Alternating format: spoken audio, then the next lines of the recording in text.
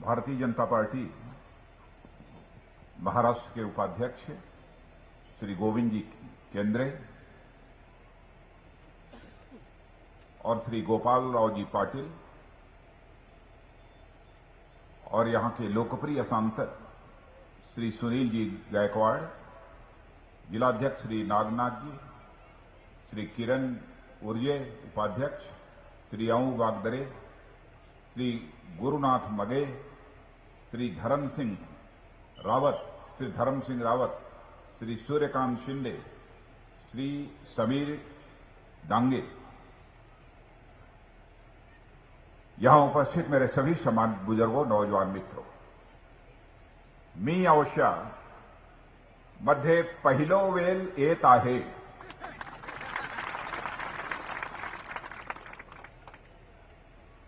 आपल्या सर्वांचे स्वागत करतो.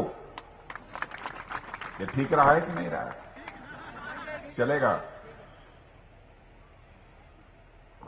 मेरे बहनों भाइयों, पहली बार आया हूं जहां से भाजपा के प्रत्याशी चुनाव के मैदान में रहते थे. वहां तो सभाओं को संबोधित करने के लिए जाता था, लेकिन यहां से चूंकि कोई भी भाजपा का प्रत्याशी नहीं रहता था, इसलिए शायद मैं नहीं आ पाया था.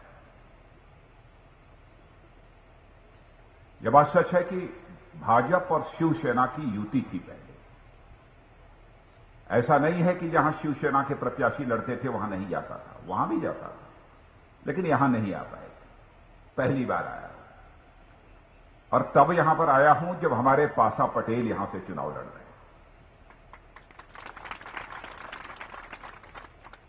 पासा पटेल को जितना जानना चाहिए शायद आप उतना जानते नहीं हैं. पासा पटेल को मैं बेहद प्यार करता हूं.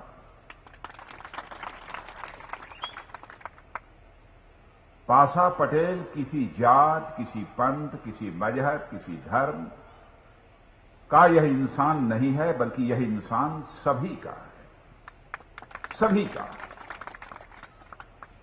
और इतना परिश्रम करने वाला नेता बिरले ही आपको देखने को मिलेगा, बिरले ही आपको देखने को मिलेगा.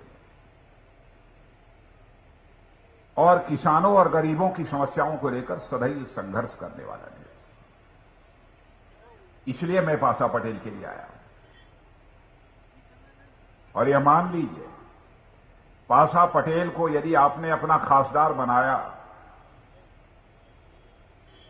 आमदार, यदि आपने आमदार बनाया, तो बहनों भाइयों, यह केवल आमदार नहीं रहेंगे, केवल आमदार नहीं रहेंगे. समझ गए कि नहीं? नहीं समझे? पीछे के लोग समझ गए कि नहीं? पासा पटेल केवल आमदार नहीं रहेंगे, बल्कि आपके क्षेत्र में आएंगे, लाल बत्ती की गाड़ी से आएंगे.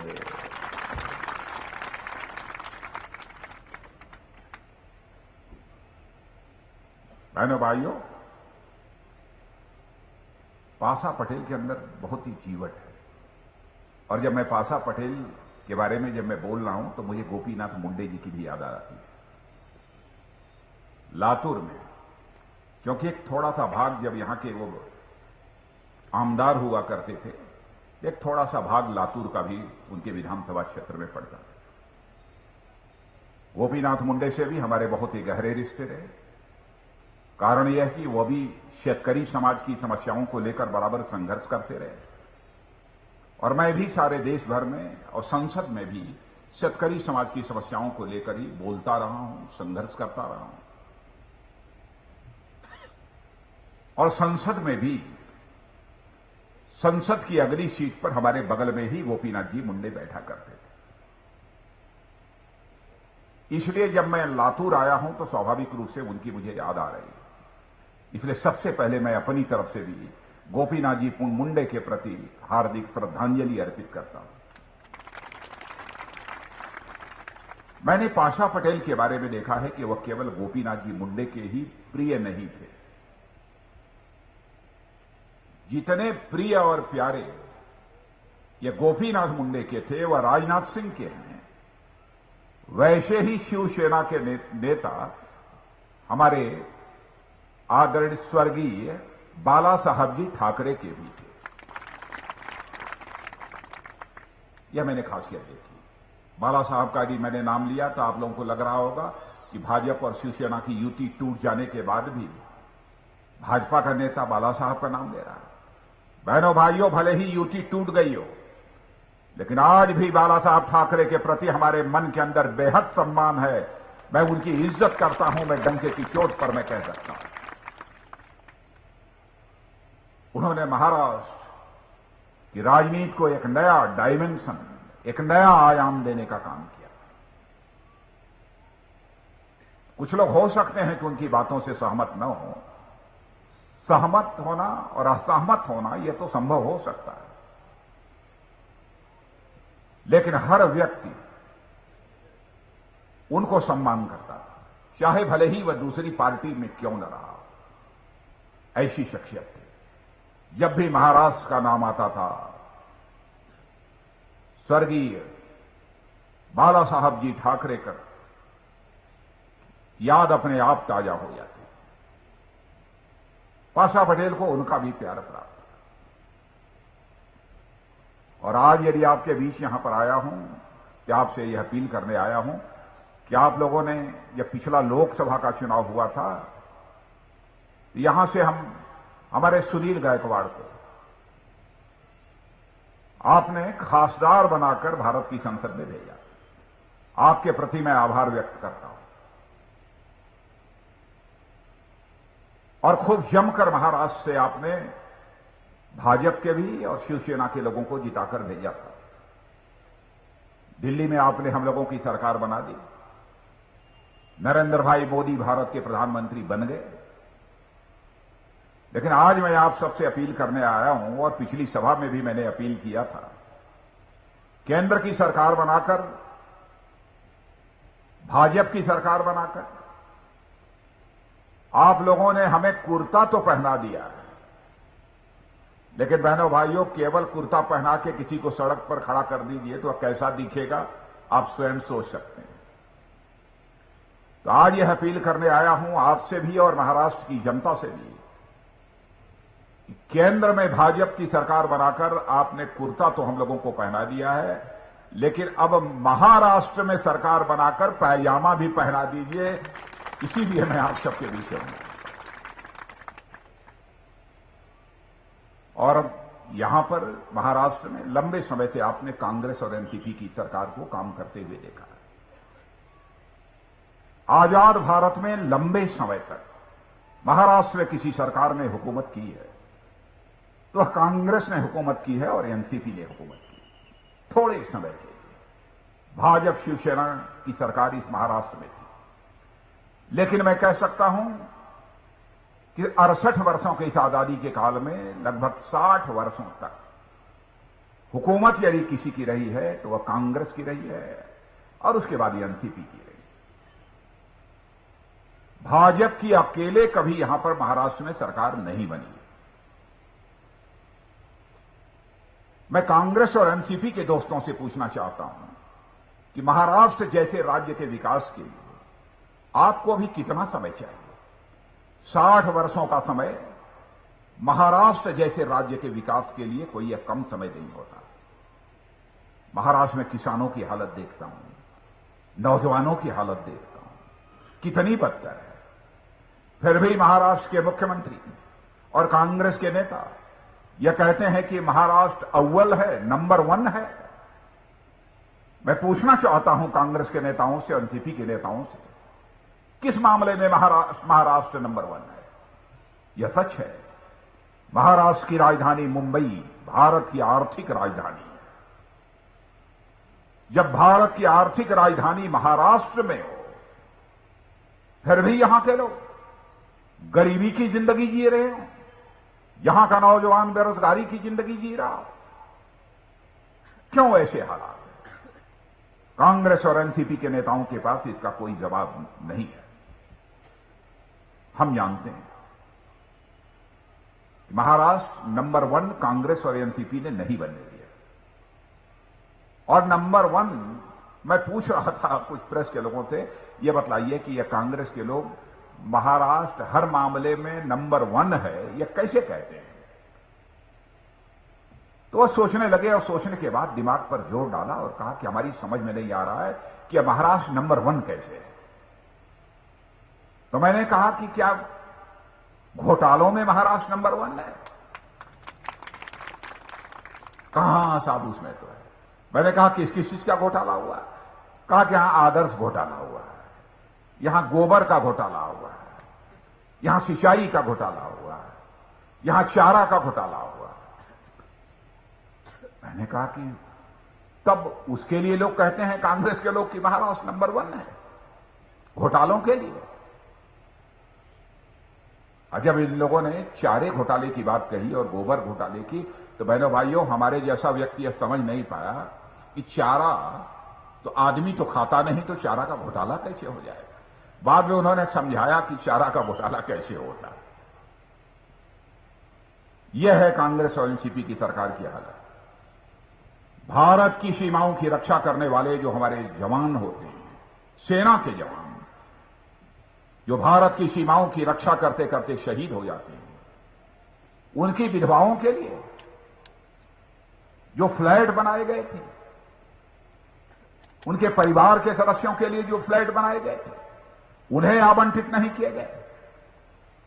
अपने परिवार के लोगों को, अपने सगे संबंधियों को, अपने दोस्त और मित्रों को आवंटित कर दिए।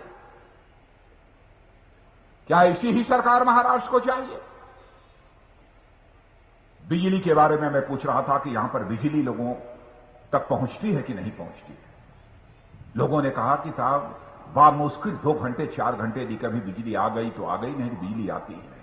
मैं आपसे पूछना चाहता हूं, बिजली आपके यहां आती है कि नहीं आती है?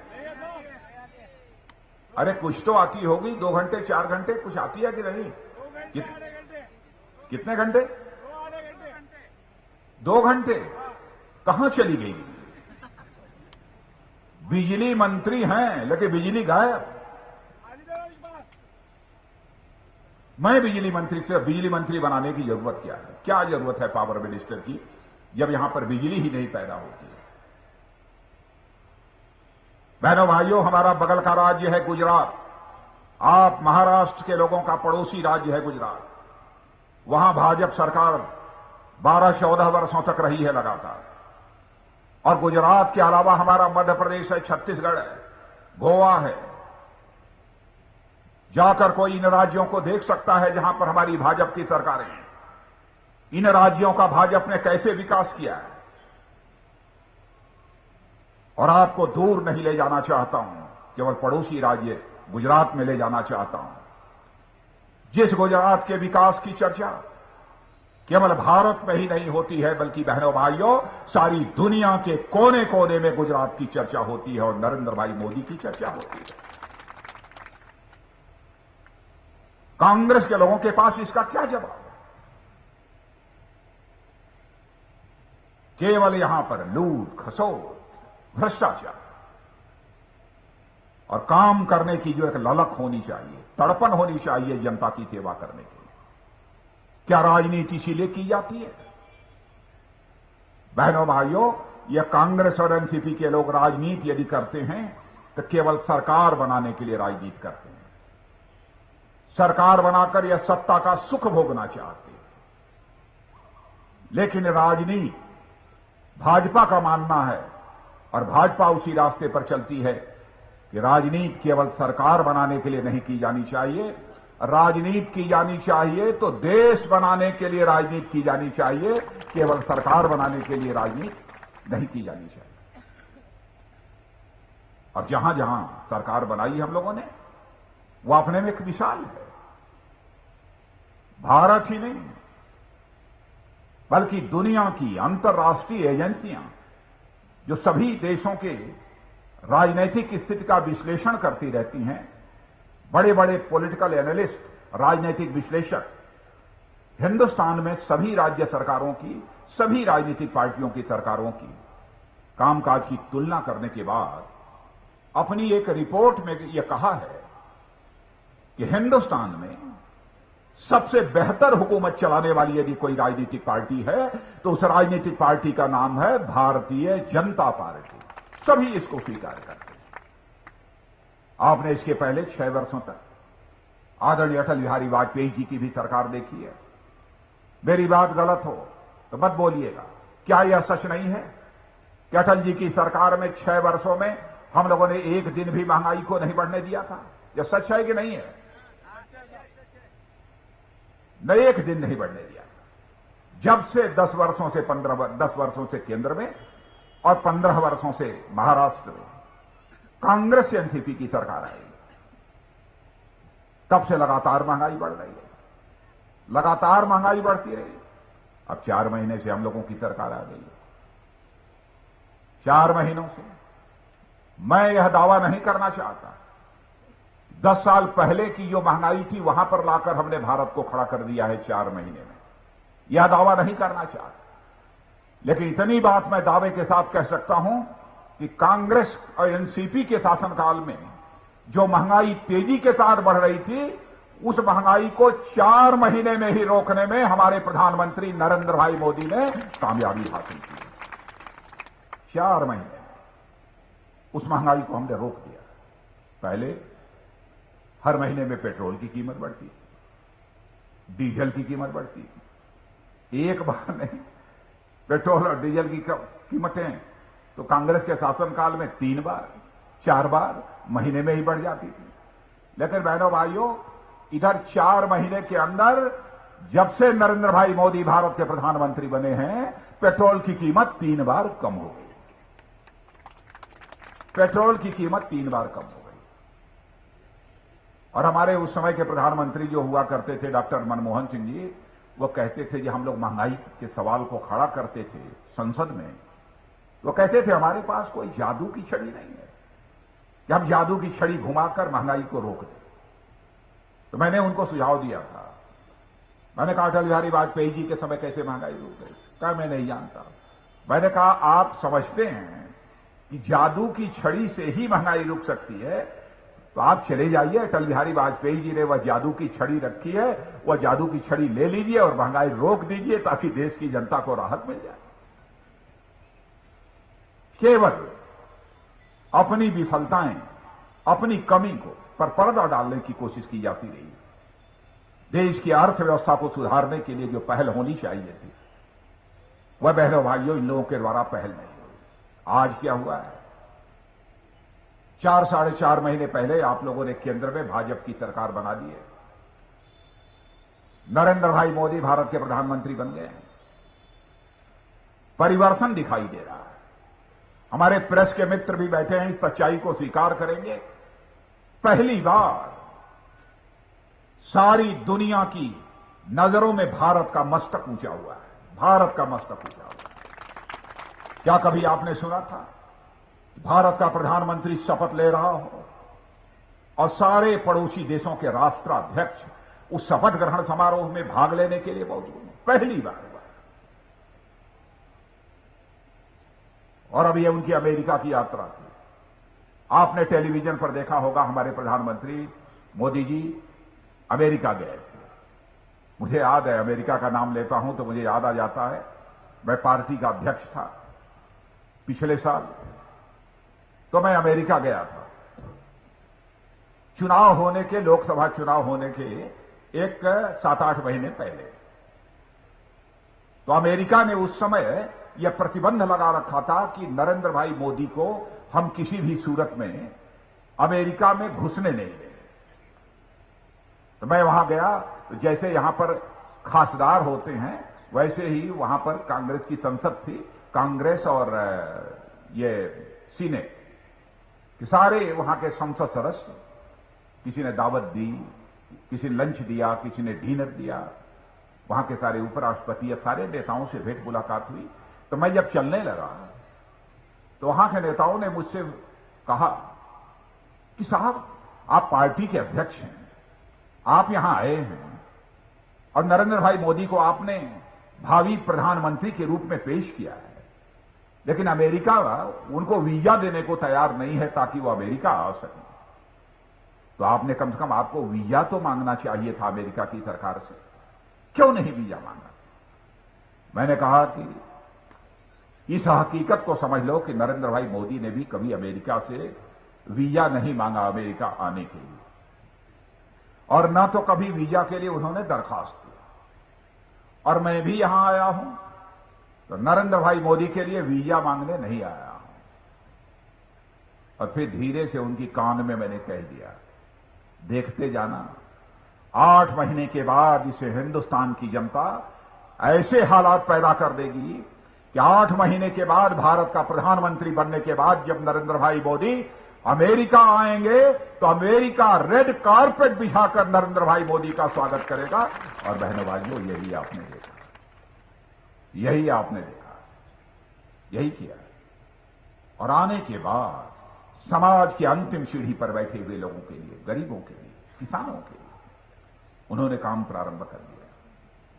एक योजना चलाई है, प्रधानमंत्री जन धन योजना, जन धन योजना,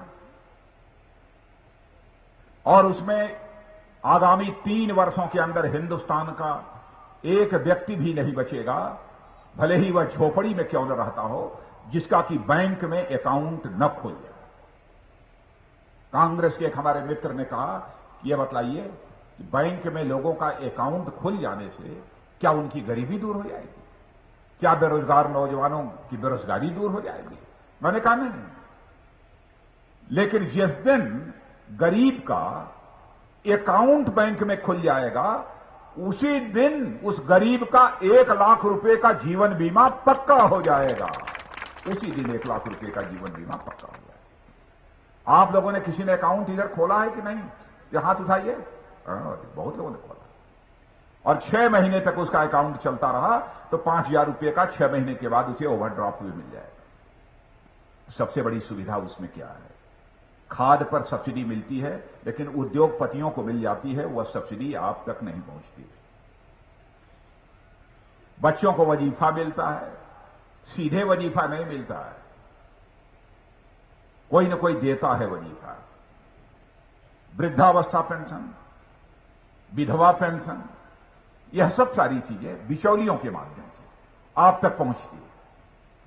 बहनों भाइयों, आपका अकाउंट खुल जाने से कुछ ही दिनों के बाद आप यह देखना, जो भी अनुदान आपको मिलना है, अनुदान बिचौलियों के माध्यम से आपके पास नहीं पहुंचेगा, बल्कि वह दिल्ली के सरकार के खजाने से, वहां के बैंक से, अकाउंट से निकलेगा और सीधे आपके अकाउंट में जमा हो जाएगा। और जब आप बैंक में जाएंगे और जब आप अपना खाता देखेंगे, तब आपको मालूम हो जाएगा कि हमारे बैंक के खाते में यह अनुदान आ गया।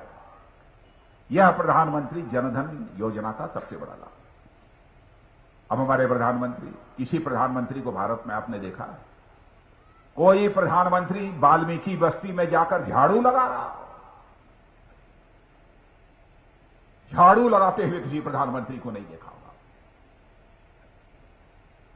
झाड़ू लगाना मानते हैं लोग कि यह छोटे आदमी का काम है। हर काम का एक महत्व होता है।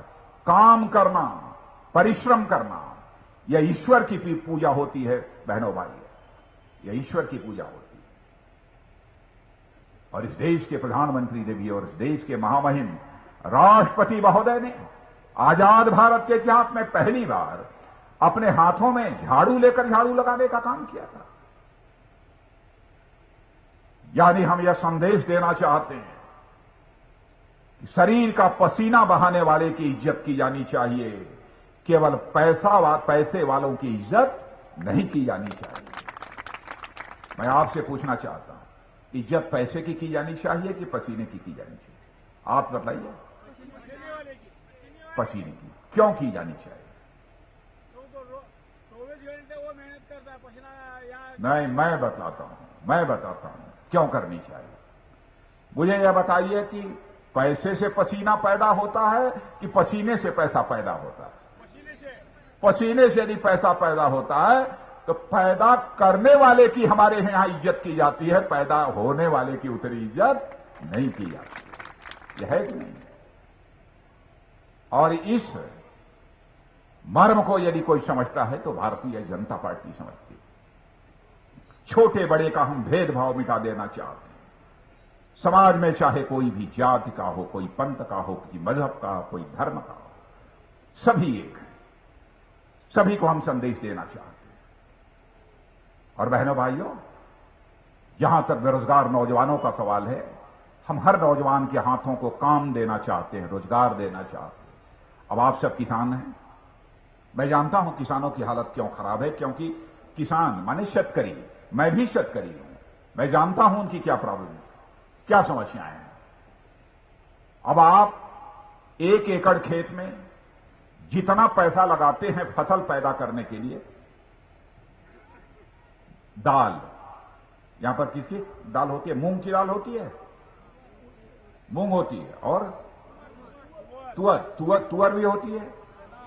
जितना पैसा 1 एकड़ में, मान लीजिए 1 एकड़ में 400 रुपया लगाते हैं, आपकी पूंजी लगती है 4,000 रुपया, 4,000 रुपया की आपकी पूंजी लगती है। तो भारतीय जनता पार्टी की सरकार कुछ ही महीनों में हम ऐसा हालात बने, 1 साल के अंदर मानिए हम ऐसे हालात पैदा कर देंगे, 1 साल के अंदर, आज से 1 साल के अंदर ऐसे हालात पैदा करेंगे कि किसान जितना पैसा लगाता है अब फसल पैदा करने के लिए अपने खेत में, उस पर कम से कम उसे 50% का मुनाफा हो। यह व्यवस्था हम मुकम्मल करना चाहते हैं, 50% का मुनाफा हो।